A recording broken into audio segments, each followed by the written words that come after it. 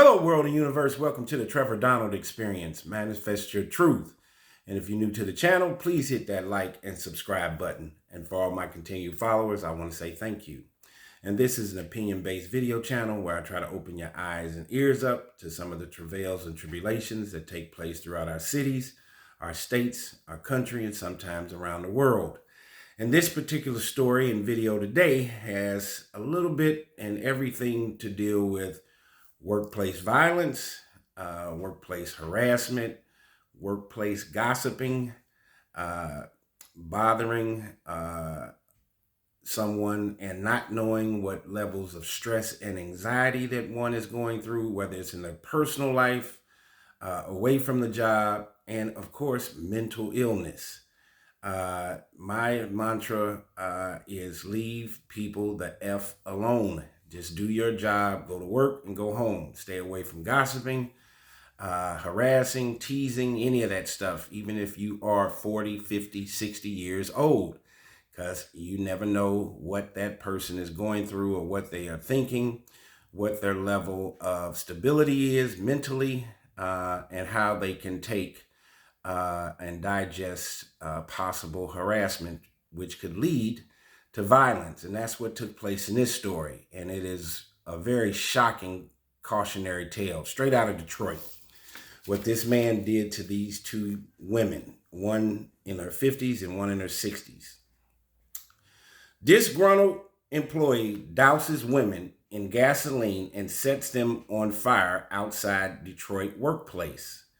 A disgruntled employee doused two women in gasoline and set them on fire outside a Detroit, Michigan workplace. An unidentified male suspect who was recently suspended or terminated from his job at Tompkins Products approached his former co-workers, one in her 50s and the other one in her 60s, around 6 a.m. on Monday. He allegedly covered the vehicle they were sitting in with an accelerant and lit the car on fire before fleeing the scene. Yes, he lit the car on fire with them in it. Chief James White with the Detroit Police Department said the angry man targeted the women because he saw them as being part of the reason he was suspended from the company, which is a screw machine supplier. The female workers were taken to a nearby hospital after suffering severe burns to their face, neck, upper torso, and shoulders. They are expected to survive. The man attacked the women as they were getting out of the car they arrived in together for their shift that morning. So they're just going to work, not thinking that any of this is going to take place. He then poured gasoline on the outside of the vehicle before taking a cigarette lighter to it. Dennis Richardson, chief of the Detroit Fire Department Investigation Division, said. Richardson told WDIV it appeared the women were self-extinguished by the time emergency personnel responded. Thomas Saldana, an employee who witnessed a horrific act, told WXYZ he pursued the suspect and knocked him off his bike while two other bystanders held him until police arrived minutes later. He said, I heard some lady screaming. I seen the inside of her car was engulfed in flames, Saldana said. He just walked up to it, lit them on fire. I heard nothing but screaming. Saldana said the two men who assisted him in catching the suspect might have roughed him up a little bit before holding him until police arrived. The suspect was taken to the hospital after suffering minor injuries. He is expected to face criminal charges, including attempted murder, White said. My last briefing was that it was likely to be an attempted murder charge, but we're going to be going after some additional charges. Fire is looking at some things with some arson charges as well, but we're going to be looking for at least an attempted murder charge, White said.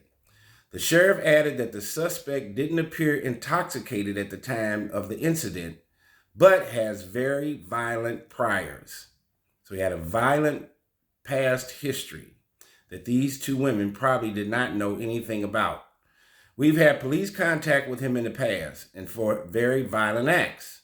I don't want to taint the jury pool by speaking on previous bad acts or anything like that, so we'll leave it right there. It also says that multiple times he had been arrested before. I can say that comfortably, White said. He said that this incident was unfortunate and outrageous, regardless of the conflict you're having. To resort to this type of reaction is just horrible. The Detroit Police Department told DailyMail.com that no further information was available at the time, including the identity of the suspect and the victims. Man, here again, mental illness is right at the forefront of this particular story. Also, there is this chasm of they working in a manufacturing jobs where you're getting all types of individuals that are working there with all types of educational backgrounds. Some may not have diplomas. Some may be convicted felons with a jaded past. In many of these jobs, where there's an Amazon warehouse job, Chrysler, any of these manufacturing and distribution jobs, you got all types of people that are there.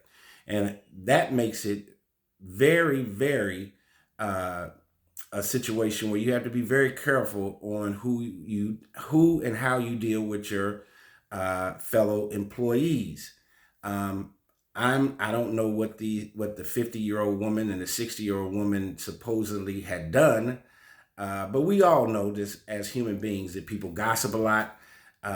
People can have some form of harassment, whether it's male or female, and some people can't take it. You don't know what somebody's personal life is like, and they bring their personal problems into their workplace.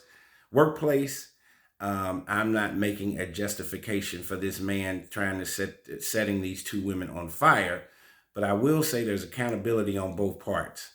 I believe you should tuck your head, go to work, and go home. The whole key when you leave your house is to get back home safely. I don't think anybody thought that this gentleman was going to do that, and evidently he had a lot of anger, stress, anxiety, anger, managing conflict. We have gotten away from conflict resolution, conflict mediation, and what happens and based on education and life experiences, many people decide to lash out violently, physically, and harming other human beings. We've reached a level in our society where our humanity has gone completely out of the window. What kind of level of consciousness was this man going through where he decided that he was going to set these two women on fire while they were alive, and sitting in their car and getting out of their car? Who does that?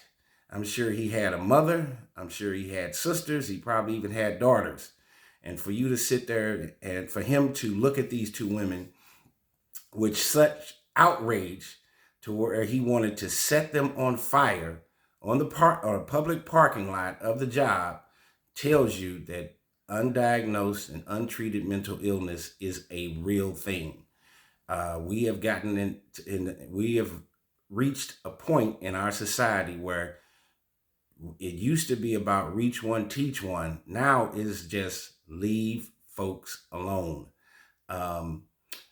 But there probably were other red flags at that job where this gentleman was not completely mentally stable. It says in this story that he had multiple violent incidences in his past where he has dealt with the police. Here again, in your manufacturing distribution jobs, one great thing about them is you could be a convicted felon as long as you're willing to work. Many of these places have a job for you, but it takes all types.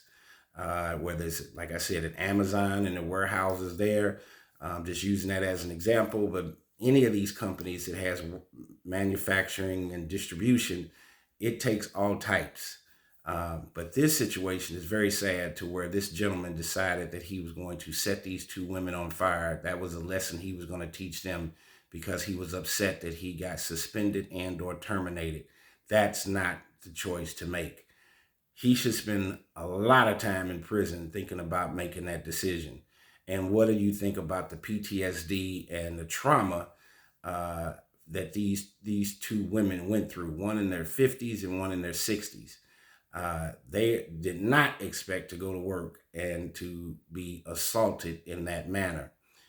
Tell me what you think of this story, straight out of Detroit, Michigan, where this man attempted to kill these two women by setting them on fire, dousing them with gasoline, and then setting them on fire. Thank God they're still alive. Pray for the families, pray for the two women, and hopefully the court system will deal with him accordingly. This has been a Trevor Donald Experience. Manifest your truth.